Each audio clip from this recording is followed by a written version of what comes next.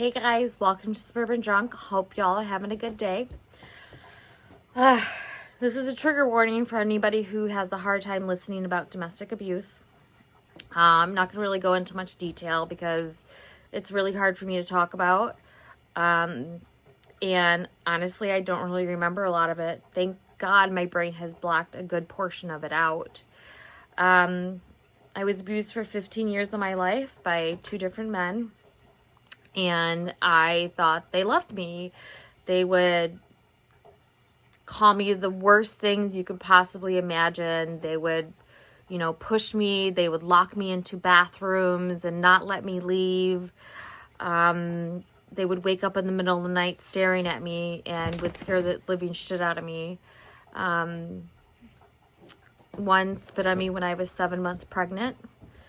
And I'm not proud of it, but it is part of my life. And I know a lot of women or men struggle with domestic abuse because especially when it comes to verbal abuse. I remember I called the cops one day because my partner at the time was going off on me. And the cops came to the door and I told them what was going on. And they looked at me and they said, "I'm sorry, I can't help you." Because they actually have to hit you and they have to leave those bruises. Well, a lot of the times they're pretty damn smart and they don't know how to, they don't leave fucking bruises.